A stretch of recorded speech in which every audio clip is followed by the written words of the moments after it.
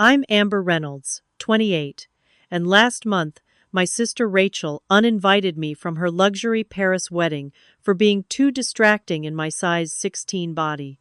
Instead of hiding in my hotel room crying, I booked an early morning photo shoot at the Eiffel Tower, wearing the emerald green dress that was apparently too beautiful for her wedding. Those photos have now reached over 4 million views, launched my modeling career, and completely changed my life. Before I share this journey of rejection and unexpected triumph, drop a comment letting me know where you're watching from, hit that subscribe button, and join me for a story about finding your worth when those who should love you unconditionally don't. Growing up in our affluent Boston suburb, the dynamic between Rachel and me was established early. Our father, a successful investment banker, and our mother, a former beauty queen turned interior designer, had specific expectations for their daughters. Rachel, 3 years older than me and naturally thin like our mother, eagerly fulfilled the role of the perfect daughter. She excelled academically, joined all the right clubs,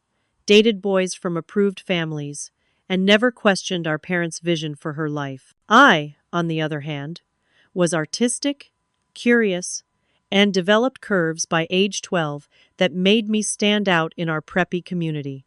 While Rachel wore size 2 designer clothes from adolescence, I struggled with body image as I grew into a size 14 by high school. My parents' solution wasn't support, but a series of nutritionists, trainers, and even a consultation with a plastic surgeon for my 16th birthday, a gift I tearfully declined. "Amber, we just want what's best for you," my mother would say, while measuring portions on my plate during family dinners where Rachel ate freely. "You have such a pretty face. Imagine how beautiful you'd be if you just lost some weight." The constant comparisons became our family language. "Why can't you be more like your sister?" was the soundtrack of my adolescence, whether it related to academics, appearance, or attitude. Rachel never defended me.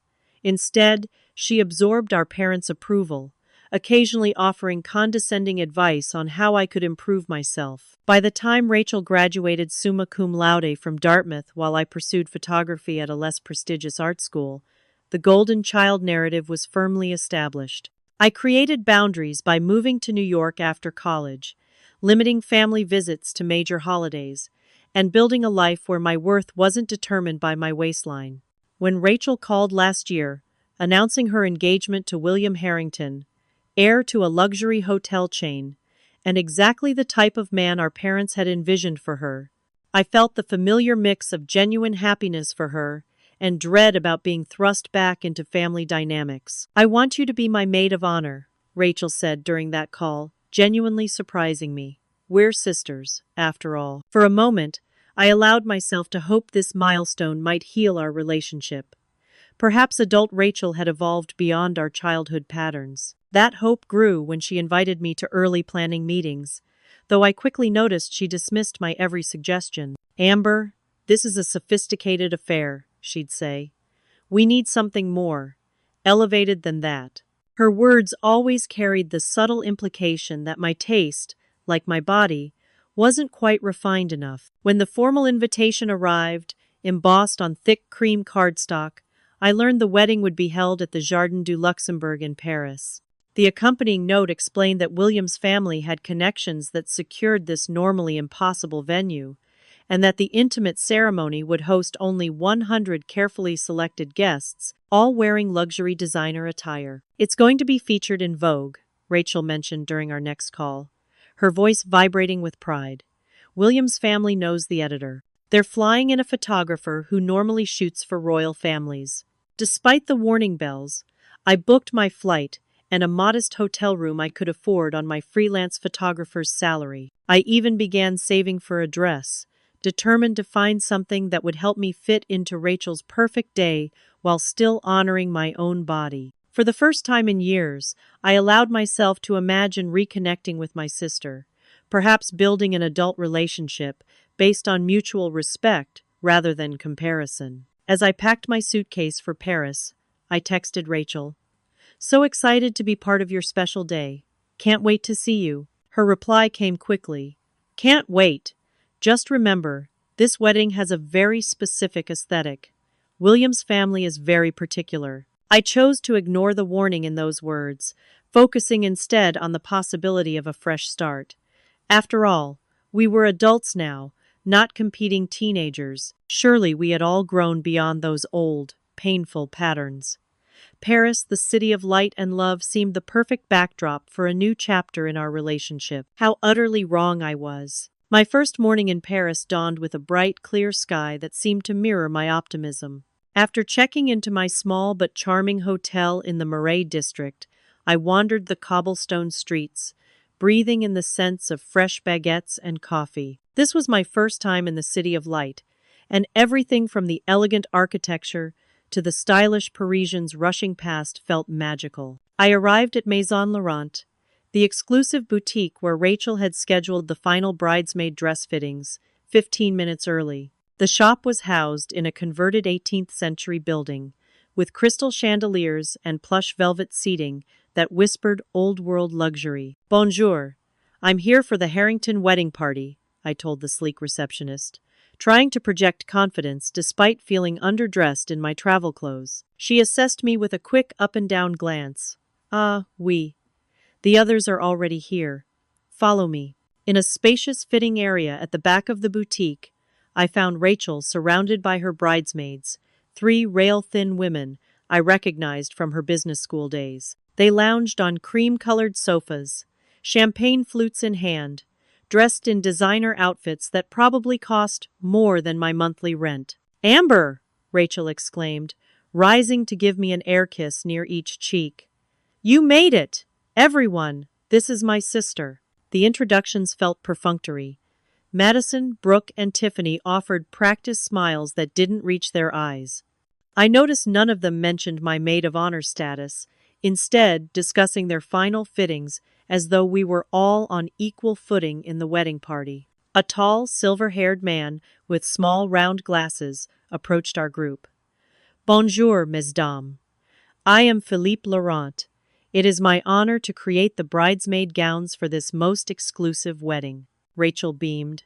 "Philippe has dressed actual princesses. We're so lucky he agreed to design for our wedding." The designer nodded graciously before turning to me. His expression shifted subtly, a slight narrowing of the eyes. "And this must be the sister. I was not aware." He gestured vaguely toward my body. "Yes, this is Amber," Rachel said quickly. "We discussed her. Special requirements." My cheeks burned. Special requirements? I hadn't been part of any such discussion. Philippe snapped his fingers, and an assistant appeared with 3 identical garment bags. "Ladies, your final gowns are ready for one last adjustment. The pale blue silk is divine. No? The color of the Paris sky in spring." Madison, Brooke, and Tiffany each took a bag, chattering excitedly as they disappeared into changing rooms. I stood awkwardly, waiting for my garment bag. "Rachel," I whispered, "where's my dress?" Philippe and Rachel exchanged glances. "Perhaps we should discuss in private," the designer suggested, leading us to a small office adjacent to the fitting area. Once the door closed, Philippe spoke frankly. "Mademoiselle, we have a situation. The bridesmaid gowns are my signature slim column design. They are cut on the bias in size 2 through 6. Your measurements." He consulted a notepad. "They present a challenge." "I sent my measurements weeks ago," I said, confusion giving way to a sick feeling in my stomach. Wasn't the dress made to fit me? Rachel placed her hand on mine. "Amber, be reasonable. Philippe creates couture gowns, not." She searched for words. "Not extended sizes. We've found a solution." The designer disappeared and returned moments later with a different garment bag. "This is a more appropriate option for your figure. We've selected a lovely shade that complements the other gowns while providing more coverage." When he unzipped the bag, I felt like I'd been slapped. Inside was a shapeless, matronly dress in a dull slate blue, nothing like the elegant silk the others would wear. It resembled something designed for a much older woman trying to hide her body, with long sleeves and a high neckline. "This is from our Mother of the Bride collection," Philippe explained, as if that would comfort me. "With minor alterations, it will be suitable." "Suitable?" I repeated, unable to hide my hurt. "It looks nothing like the other dresses. I'd stand out even more in this. Through the partially open door, I could see the other bridesmaids had emerged in their fittings. The pale blue silk gowns were stunning, sleek, modern, and elegant with delicate spaghetti straps and a low back. I heard Tiffany's stage whisper, "Is that what they found for her? It looks like a couch cover." Muffled laughter followed. My face burned hotter. "Rachel, this isn't right," I said, fighting to keep my voice steady. "I can find a beautiful dress that fits my body. There are designers who create gorgeous clothes for plus-size women." "This is what we have, Amber," Rachel replied, her voice taking on the edge I remembered from childhood arguments. "Philippe has kindly offered a solution. The wedding is in 10 days. We don't have time for you to go on some body-positive shopping spree." "But please don't make a scene," Rachel hissed. "This wedding will be photographed for Vogue. William's family has a certain image to maintain. You need to understand that your look is potentially distracting from my day." The words hit like physical blows. Your look, distracting, from my day. Not our family celebration, but her day, her perfect image. "I understand perfectly," I said, gathering my purse. "I'll find my own dress. Something that won't embarrass you but will still make me feel beautiful." Amber Rachel started, but Philippe interrupted. "Mademoiselle, I must advise against independent shopping. The aesthetic of the wedding party must be cohesive. Perhaps if you reconsidered some dietary adjustments before the ceremony." That was the final straw. "I'll see you at the wedding, Rachel," I said, walking out before the tears could fall. I managed to hold myself together until I found a small cafe several blocks away. Collapsing at a corner table, I finally let the tears come. The betrayal wasn't just about a dress. It was Rachel once again prioritizing appearance over my dignity, treating my body as a problem to be solved rather than part of who I am. "Excusez-moi, are you okay?" A waitress appeared beside my table, offering a glass of water and a concerned look. Her name tag read Juliet. "Just family drama?" I said, trying to smile through tears. "Ah, famille," she nodded knowingly, sitting down across from me when she saw the cafe was nearly empty. "Sometimes they know exactly where to place the knife, non?" Something about her frank assessment made me laugh despite my pain. I found myself explaining the situation, the wedding, the dress, the lifetime of being the sister who didn't fit. Juliet listened, her expression growing increasingly indignant on my behalf. "This is Paris," she finally declared. "The city of fashion for all, not just the thin and rich. My friend Marcel, he designs for women with real bodies. Beautiful clothes that would make your sister and her skinny friends jealous." "Really?" I asked, hope flickering. "Oui," Juliet scribbled an address on a napkin. "Go tomorrow. Tell him Juliet sent you. He will make you look like a goddess, and your sister will regret her stupidity." For the first time that day, I felt a genuine smile form. "Thank you," I said, accepting the napkin like it contained directions to buried treasure. In a way, perhaps it did. "The perfect revenge is living beautifully," Juliet said with a wink. "Remember that, Sherry." As I left the cafe, the Paris evening was settling over the city, lights beginning to twinkle along the Seine. I realized I had a choice. I could continue letting Rachel and my family define my worth by their narrow standards, or I could finally, truly begin defining it for myself. Marcel's studio turned out to be a hidden gem in the 11th arrondissement, a bright space filled with fabrics and designs that celebrated rather than concealed curves. The moment I explained my situation, he took it as a personal mission. "They think women with bodies cannot be beautiful? This is fashion terrorism," he declared dramatically, taking my measurements with expert hands. "We will create something so magnificent. Your sister will weep with envy." 3 days and 2 fittings later, I stood before his mirror in a creation that took my breath away. An emerald green silk gown that hugged my curves before flowing gracefully to the floor. The color made my auburn hair glow and complemented my pale skin perfectly. Strategic ruching flattered my waist, while the sweetheart neckline showed just enough décolletage to be elegant without crossing into inappropriate for a formal wedding. "You are not hiding anymore," Marcel said, adjusting the final details. "This is a dress for a woman who deserves to be seen." The night of the rehearsal dinner, I arrived at Le Grand Vefour, one of Paris's most historic and exclusive restaurants, feeling nervous but beautiful. The emerald dress moved like water as I walked, and I'd paired it with the single expensive item I'd brought, my grandmother's art deco diamond earrings. Conversations paused as I entered the private dining room. I saw Rachel's eyes widen in shock, then narrow with something that looked remarkably like jealousy. William's family, sleek, wealthy people with perfect posture and expressions that revealed nothing, assessed me coolly. "Amber," Rachel said, air kissing my cheeks.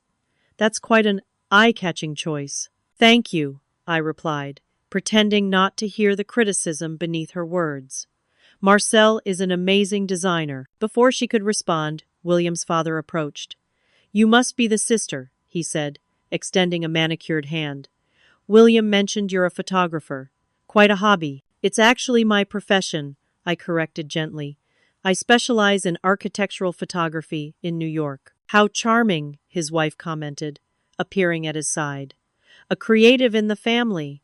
Rachel never mentioned that." Throughout the elegant seven-course dinner, I noticed a pattern forming. Several guests, particularly William's cousins and some of his business associates, engaged me in genuine conversation, seemingly interested in my work and perspective. One of William's friends even asked for my card, mentioning his company needed new corporate headshots. With each interaction, Rachel's expression grew stonier.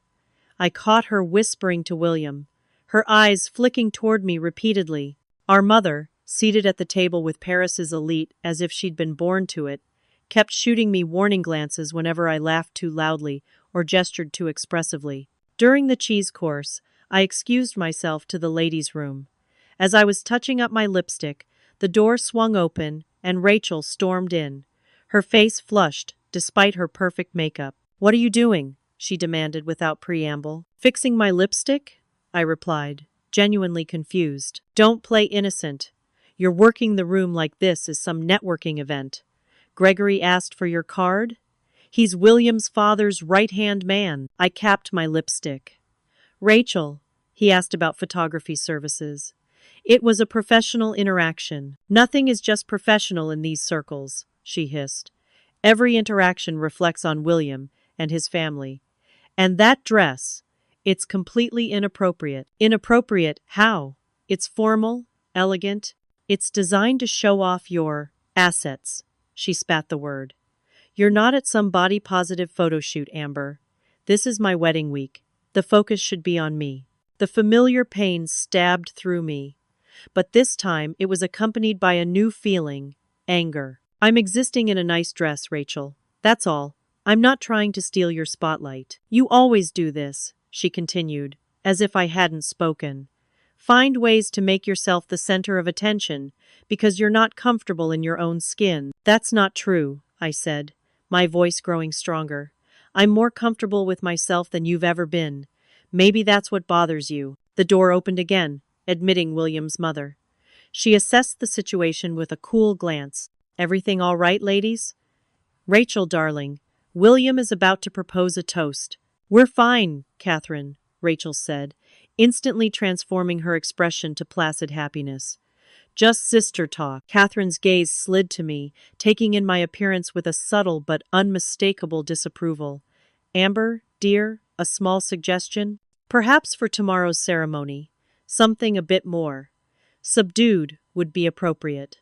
We're trying to maintain a certain aesthetic for the photographs." "I'll keep that in mind," I replied neutrally. As Rachel followed her future mother-in-law out, she paused at the door. "Just try to blend in tomorrow, Amber. For once, don't make it about you." Alone in the opulent bathroom, I gripped the marble countertop, fighting back tears that would ruin my carefully applied makeup. The rehearsal dinner continued with polite conversation and perfect champagne, but the joy had been thoroughly stripped from the evening. As coffee was served, my mother found an opportunity to corner me. "Couldn't you have found something less showy? Everyone is looking at you." "That's not true, Mom," I said wearily. "I heard Catherine commenting to her friend. She said you were lowering the tone of their family event." The casual cruelty hit its mark. I set down my espresso cup, suddenly desperate to escape. "I think I'll head back to my hotel. I'm feeling a bit jet-lagged. Don't make a scene, my mother warned. The same words Rachel had used at the boutique. I'm not. Just quietly leaving. As I gathered my wrap, William's younger brother approached. Leaving so soon? I was hoping to hear more about your photography work in New York. Another time, perhaps, I said, forcing a smile. Looking forward to seeing you at the ceremony tomorrow, he called as I made my exit. Outside in the cool Paris night, I wondered if I should even attend. The thought of enduring more thinly veiled insults and disapproving glances made my stomach churn. Yet the alternative, not attending my only sister's wedding, seemed unthinkable. Back in my small hotel room, I hung the emerald dress carefully and sat on the edge of the bed, torn between family obligation and self-preservation. Either choice felt like losing something important. I fell asleep, still undecided. Dreams filled with parallel ceremonies where I both attended in invisible clothes and stood proudly in my green dress while everyone pointed in horror. The morning before the wedding dawned gray and misty, matching my mood perfectly. I was lingering over coffee in my hotel room when my phone chimed with a text from Rachel. Need to see you. Meet me at the George V lobby in an hour? Hope fluttered in my chest. Perhaps she'd reconsidered her behavior, wanted to clear the air before her big day. I dressed carefully in jeans and a nice blouse, neutral territory, neither too casual nor too formal. The hotel Rachel and William had chosen for their guests was among the most exclusive in Paris, a palace of luxury where rooms started at €1,000 per night. The lobby gleamed with marble and gold, massive floral arrangements scenting the air with lilies and roses. Rachel sat perched on a velvet settee, looking immaculate in a white silk pantsuit that probably cost more than my monthly rent. Her blonde hair was swept into a perfect chignon, no doubt a trial run for the wedding hairstyle. "Amber," she said, rising to greet me with the now familiar air kiss. "Thank you for coming. Is everything okay? Wedding jitters?" I asked, trying to start on a light note. "Everything's fine with the wedding," she replied, gesturing for me to sit, "but we need to discuss arrangements." Something in her tone set off warning bells. Before I could respond, a silver-haired couple approached William's parents, Catherine and Richard Harrington. Their expressions reminded me of bankers about to foreclose on a property. "Amber, lovely to see you again," Catherine said without warmth. "I believe we have a situation to resolve." Rachel shot me an apologetic look that didn't reach her eyes. "William's parents have some concerns about the wedding aesthetics." "Aesthetics?" I repeated, already feeling my heart rate accelerate. Richard Harrington cleared his throat. "The Harrington family has maintained certain standards for generations. Our weddings are not just private celebrations but social and, frankly, business events that reflect our brand." "Your brand," I echoed, feeling increasingly like I'd stepped into a corporate negotiation rather than a family discussion. "Yes," Catherine continued smoothly. "The wedding party has been carefully curated to present a specific image. After seeing you last night, we've had to reconsider certain elements." Rachel wouldn't meet my eyes. "What they're trying to say?" "What we're saying," Richard interrupted, "is that perhaps your attendance would be better limited to being a guest rather than in the wedding party. The photographs are particularly important as they'll be featured in several publications." The realization hit me like a physical blow. "You're removing me from the wedding party because I don't fit your aesthetic?" "It's not personal," Catherine said, as if that made it better. "It's about presentation. The bridesmaids' dresses are designed to complement each other, and Rachel, your alternative attire would disrupt the visual harmony." I turned to my sister, disbelief and hurt making it hard to breathe. "Rachel, is this really happening?" She finally met my gaze, her expression a mix of embarrassment and determination. "I think it might be for the best, Amber. You'd be more comfortable as a guest anyway. No pressure to fit in with the others, or wear a dress you're not happy with." "That's not the issue, and you know it," I said, my voice rising slightly before I caught myself. "We were, after all, in the lobby of a 5-star hotel. You're uninviting me from being in your wedding because of how I look?" Rachel glanced nervously at her future in-laws. "It's not just that. You've always had a way of standing out, drawing attention. This is the one day that should be about me." When have I ever tried to overshadow you? I asked, genuinely baffled. Our entire lives, you've been the golden child, the perfect daughter. I've been the disappointment, the one who never quite measured up. And now you're saying I'm too noticeable? Catherine's perfectly Botoxed forehead attempted to furrow. I think what Rachel means is that sometimes diversity in body types can be distracting in formal photography. The naked prejudice stunned me into momentary silence. When I found my voice, it was surprisingly steady. So to be clear, I'm being uninvited from my sister's wedding party because I'm plus-sized and might ruin the photos? Not uninvited from the wedding, Rachel clarified quickly. Just repositioned. Repositioned, I repeated. Like furniture that clashes with your decor. Richard Harrington checked his watch impatiently. I think we've covered the essential points. Rachel has the final guest seating chart to review before the dinner, so if we could wrap this up. I stood, gathering my dignity around me like armor. Don't worry about repositioning me. I won't be attending at all. Amber, don't be dramatic, Rachel said, her voice taking on the condescending tone I knew so well. Of course you should come to the wedding. Why? So I can sit in the back, carefully angled away from cameras? No thank you. Catherine's expression showed the first hint of discomfort. There's no need to make this difficult. We're simply trying to ensure the day goes smoothly. It will go very smoothly without me, I replied. Congratulations on your perfect, aesthetically pleasing wedding. As I turned to leave, Rachel caught my arm. Please don't do this. Mom and Dad will be upset. On cue, my phone began ringing my mother, probably already alerted by Rachel that I was causing problems. I silenced it without answering. I'm sure they'll understand your decision, I said, gently removing her hand. After all, they've always supported your pursuit of perfection, no matter the cost. The walk back to my hotel passed in a blur of tears and disbelief. My phone buzzed continuously with texts and calls my mother, my father, even a cousin who was apparently also in Paris for the wedding. I ignored them all, needing space to process the magnitude of the betrayal. When I finally checked my messages in the safety of my hotel room, they confirmed what I already knew. My parents were firmly on Rachel's side. Rachel is under tremendous pressure with William's family, my mother's text read. Can't you understand this once? It's her special day. My father was more direct. Stop making everything about you. This wedding is important for our family connections. Don't ruin it with your stubbornness. Not one message asked how I was feeling after being essentially told I was too fat and attention-grabbing to be seen with the wedding party. Not one acknowledged the humiliation I'd endured. I curled up on my bed, allowing grief to wash over me in waves. This wasn't just about a wedding, it was the culmination of a lifetime of conditional love, of being valued only when I conformed to impossible standards, of being told, in countless ways, that my body made me unworthy of full acceptance. My phone rang again, my best friend from New York, alerted by my mother that I was causing drama. What the actual hell? She demanded when I answered.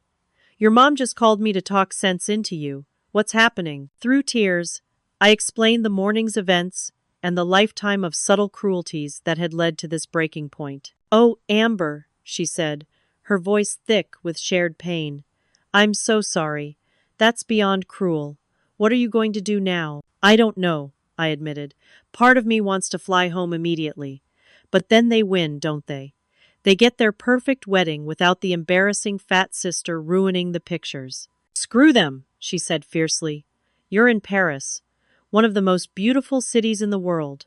Don't let them steal that from you too. The call ended with no clear resolution, just the comfort of being truly seen by someone who loved me unconditionally. As evening fell over Paris, I cried myself to sleep, uncertain what the wedding day would bring, but knowing with absolute clarity that a line had been crossed that could never be uncrossed. I woke the next morning, Rachel's wedding day, to my phone buzzing with notifications. Rubbing sleep from swollen eyes, I unlocked the screen to discover Rachel had posted a series of pre-wedding photos with her bridesmaids. They posed in matching silk robes, champagne flutes raised in elegant hands, the Eiffel Tower visible through floor-to-ceiling windows of what must have been the hotel's presidential suite. The caption read, Final moments as a single lady with my real support system. These women have stood by me through everything and understand what this day truly means. The subtle dig was clearly aimed at me, but what truly twisted the knife were the comments. Several wedding guests I recognized from the rehearsal dinner had already responded. So much more cohesive and elegant this way. The perfect bridal party for a perfect couple. And most painfully, from one of William's cousins who had seemed friendly at dinner. Such a relief the drama has been handled. Nothing should distract from your special day. As I scrolled in horrified fascination, I discovered Rachel had been spinning a narrative about my absence. Responding to a question about where her sister was, she had written, "Amber decided the responsibility of being in the wedding party was too much pressure. We're respecting her choice to attend as a regular guest instead. Family comes in all forms, and sometimes the strongest support comes from chosen family." The calculated public betrayal left me breathless. She had rewritten reality, casting herself as the understanding sister while painting me as too emotionally fragile to handle bridesmaid duties. And everyone was accepting her version without question. My phone began ringing calls from extended family members and mutual friends who had seen the posts and wanted my side of the story. One cousin texted directly, "Always knew you'd find a way to make Rachel's wedding about you. Your poor parents are embarrassed." The public humiliation compounded the private rejection. It wasn't enough that they'd excluded me. Now they were controlling the narrative, ensuring I would be seen as the villain regardless of what happened next. What hurt most were the comments from my parents on Rachel's post. My mother, "So beautiful, sweetheart. Your perfect day with your perfect friends. We're so proud." My father, "My beautiful daughter surrounded by class and elegance." A father couldn't ask for more. No mention of their other daughter. No defense against the subtle accusations. Just complete alignment with the fiction Rachel had created. As notifications continued to flood my phone, it began to ring again. This time, it was Juliet from the cafe. "Bonjour, Amber. I hope I'm not calling too early. I wanted to check how you were doing with the wedding today. Did your sister love your beautiful dress?" The simple kindness from a virtual stranger broke something in me. I found myself sobbing into the phone, the whole story pouring out in a jumbled mess of English and my limited French. "Ces salades!" Juliet exclaimed when I finished. "This is monstrous behavior. From family, it is unforgivable." "I don't know what to do," I admitted. "I feel so publicly humiliated. Everyone's seeing her posts and thinking I'm either a drama queen or a fragile mess who couldn't handle being a bridesmaid." "You do nothing for them," Juliet said firmly. "They deserve your absence.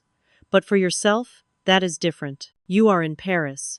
You have a magnificent dress, and you deserve beautiful memories despite them." She paused, and I could almost hear her thinking through the phone.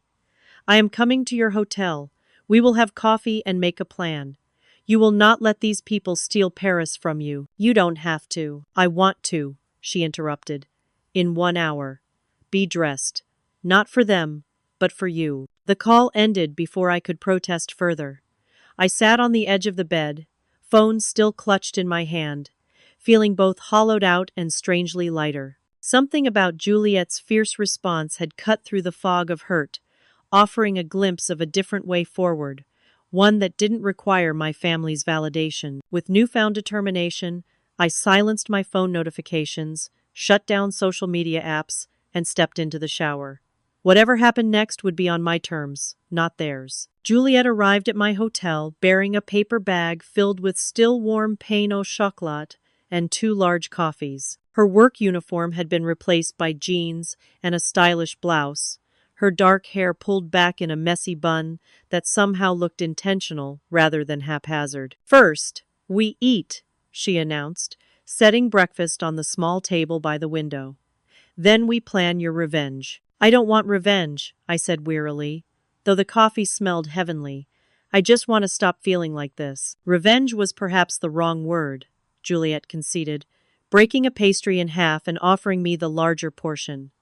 "What I mean is reclamation, taking back your power." As we ate, Juliet listened to the full story, not just the wedding disasters, but the lifetime of subtle and not-so-subtle messages that had led to this moment. Unlike the polite sympathy others had offered, Juliet's outrage on my behalf was raw and unfiltered. "These people," she said when I'd finished, "they are not worthy of your tears. Your sister, she lives in a prison of other people's expectations.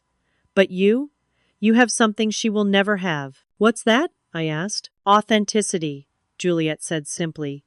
"The courage to be who you are, even when others try to make you smaller. This is rare and precious." Her words touched something deep inside me, a truth I'd glimpsed but never fully embraced. For years, I'd been fighting for approval from people who could only accept a version of me that didn't exist. "So what now?" I asked, feeling strangely unburdened. "I'm in Paris on what was supposed to be my sister's wedding day. I have a beautiful dress I'll never wear. I feel like I'm at a crossroads." Juliet's eyes lit up. "The dress. Marcel's emerald creation. This is the key." "The key to what?" "To your reclamation," she said, pulling out her phone. "My friend Marcel doesn't just make dresses.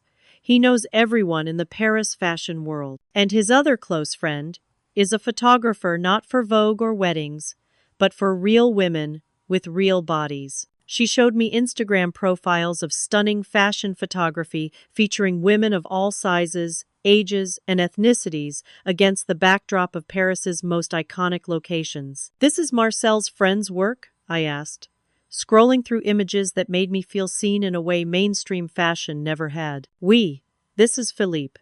He specializes in what he calls authentic beauty. No Photoshop, no hiding, just celebrating women as they are." The idea began forming between us, taking shape with each image I viewed. A photo shoot not hiding away on my sister's wedding day, but celebrating myself against the beauty of Paris. "Do you think he'd be available today?" I asked, excitement building. Juliet was already typing. "Marcel says he will call Philippe now. He thinks early morning tomorrow would be best. The light at the Eiffel Tower at dawn is magical, and no tourists." "The Eiffel Tower?" I repeated, the symbolism not lost on me. "Of course," Juliet smiled. "The ultimate Paris icon. Where better to reclaim your story?" As Juliet coordinated with Marcel and Philippe, I found myself standing before the emerald dress hanging in my closet. I ran my fingers over the luxurious fabric, remembering Marcel's words. "This is a dress for a woman who deserves to be seen." For so long, I'd been trying to make myself smaller, less noticeable, less me-all, to please people who could never be pleased. The realization settled over me like a mantle. I was done shrinking myself, physically or metaphorically. "Philippe can do tomorrow at 5 a.m., Juliet announced. "The sunrise is at 6:15. He says to bring the dress and any accessories. Marcel will meet us there to style you." "This is crazy," I laughed, feeling lighter than I had in days. "I'm supposed to be at a wedding today, and instead I'm planning a dawn photo shoot at the Eiffel Tower." "Not crazy," Juliet corrected. Liberating. As evening approached, Juliet suggested we go out for dinner, rather than letting me sit alone in my hotel room, imagining the wedding reception. We found a small bistro in Montmartre, far from the luxury hotel where Rachel and William would be celebrating. Over cassoulet and wine, our conversation drifted from fashion to photography to our respective life paths. Juliet, I learned, was working at the cafe while finishing her degree in literature at the Sorbonne. I shared stories of my photography work in New York, my struggle to build a career while dealing with family expectations. "You know," Juliet said as we walked back through the lamplit streets of Paris, "sometimes rejection is really redirection. Perhaps this whole wedding disaster is actually the universe showing you a different path." "What path would that be?" I asked. "The one where you stop waiting for your family to see your worth and start building a life where that worth is assumed, not questioned." Her words stayed with me as I prepared for bed, setting an alarm for the ungodly hour of 4 a.m. For the first time in days, I didn't check social media or my messages. Whatever was happening at Rachel's wedding reception no longer felt relevant to my story. As I drifted toward sleep, I realized the heaviness in my chest had lifted. In its place was something new, a flickering anticipation for what tomorrow might bring. and a growing certainty that I was finally ready to be seen on my own terms. The alarm blared at 4 a.m., jolting me from deep sleep. For a disoriented moment, I couldn't remember why I'd set it so early. Then it all came rushing back: the wedding, the rejection, and the sunrise photo shoot awaiting me. Outside my window, Paris was still draped in darkness, the city of light temporarily dimmed in the pre-dawn hours. I showered quickly, then carefully applied makeup with a steadier hand than I'd expected. This wasn't the rushed bridesmaid preparation I'd anticipated for today, but something more intentional, a declaration of self-worth. The emerald dress slipped over my curves as if it had been waiting for this moment. I secured my grandmother's diamond earrings, applied a touch of perfume, and was ready when Juliet's text announced she was outside with a taxi. "Magnifique," she whispered when I emerged from the hotel. "You look like Paris royalty." The streets were nearly empty as our taxi wound through the sleeping city. Occasional early workers or late revelers glanced curiously at my formal attire, but I no longer felt self-conscious. There was a certain power in dressing magnificently at dawn for no one's pleasure but my own. The Eiffel Tower appeared suddenly around a corner, illuminated against the indigo sky like a constellation brought to earth. Even having seen it in countless photos, the reality of its elegant iron lace structure took my breath away. Marcel and a man I assumed was Philippe were waiting at our arranged meeting spot, both looking improbably stylish for the early hour. Marcel carried a professional steamer for last-minute dress adjustments, while Philippe was surrounded by camera equipment. "Ah, the woman of the hour," Marcel exclaimed, embracing me European style with kisses on both cheeks. "You look divine. The dress is perfect." Philippe, a lean man with artistic stubble and kind eyes, assessed me with a photographer's gaze. "The contrast of the emerald against the iron of the tower will be magnificent. And you're coloring the auburn hair? The pale skin, c'est parfait." As Marcel made minor adjustments to my dress and Juliet held a small makeup mirror for final touches, Philippe explained his vision for the shoot. "We begin in the blue hour, just before sunrise. The tower lights will still be on, giving us that magical Parisian glow. Then we capture the first golden light as it touches the tower and your face. We move through several positions as the sun rises. The story is transformation from darkness to light, from hiding to being gloriously seen." His words resonated deeply. "That's exactly what this represents for me," I admitted. "A kind of emergence." "Then we will capture that truth," Philippe said simply. As we took our positions, early joggers and romantics began to appear, several doing double takes at the impromptu fashion shoot. I felt a flicker of my old self-consciousness, then purposefully let it go. This was Paris, after all, a city that celebrated beauty in all its forms. Philippe worked with focused intensity, directing me with gentle precision. "Chin up a bit. Yes, now look toward the light. Perfect. Now turn slightly. Magnificent." The initial stiffness in my poses gradually melted away as I found my confidence. When Philippe showed me a few shots on his camera display, I barely recognized myself, not because of any technical manipulation, but because he had captured a version of me I rarely allowed to exist. Proud, beautiful, unapologetic. "These are incredible," I breathed. "Non," Philippe corrected. "You are incredible. I only capture what is already there." As the golden morning light began to bathe the tower, more onlookers gathered, watching our impromptu shoot with interest. A group of young women approached, asking in halting English what magazine the photos were for. When I explained it was a personal project, they seemed even more impressed. "You look amazing," one said sincerely.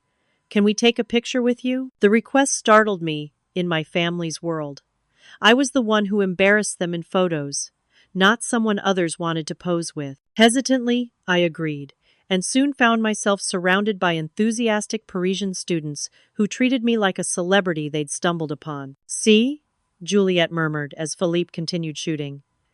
"This is how the world sees you when you allow yourself to be seen." The shoot continued as the morning brightened, moving to different vantage points around the tower. In one series, Philippe had me ascending the steps, emerald dress flowing behind me, the rising sun creating a halo effect through the tower's iron beams.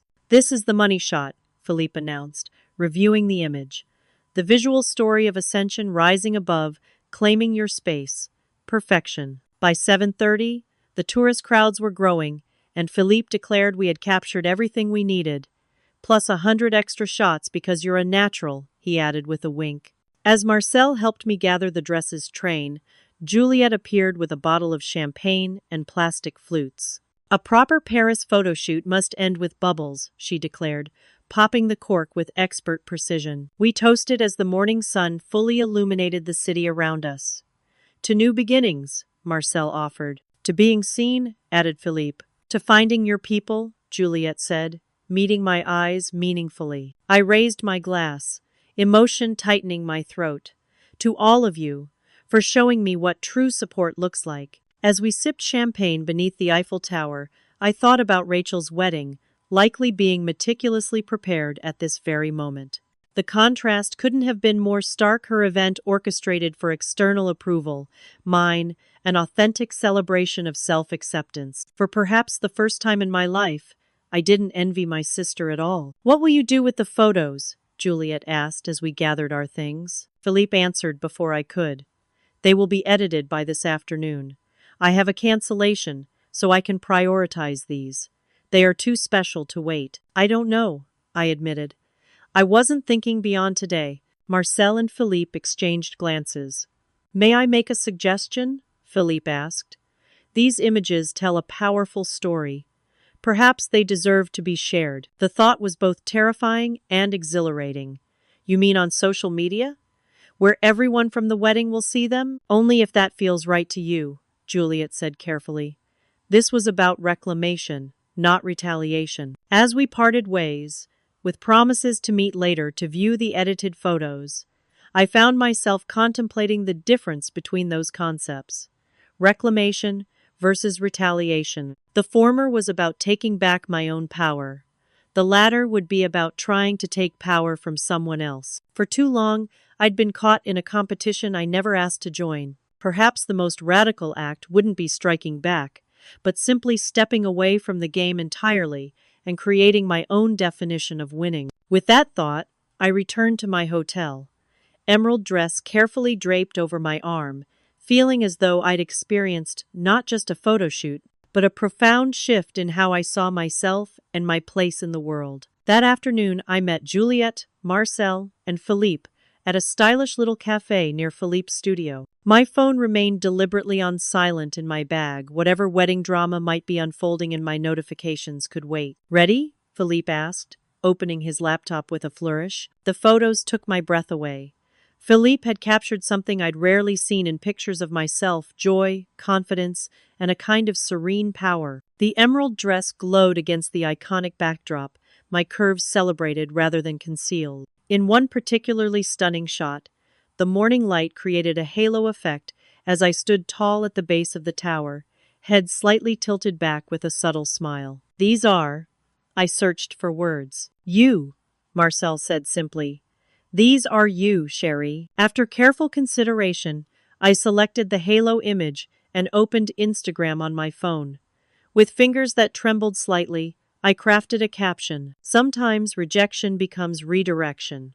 This morning, instead of being where I was told I didn't belong, I chose to celebrate myself exactly as I am. Thank you, Paris, for teaching me that beauty never requires shrinking. I deliberately avoided any mention of the wedding or my sister.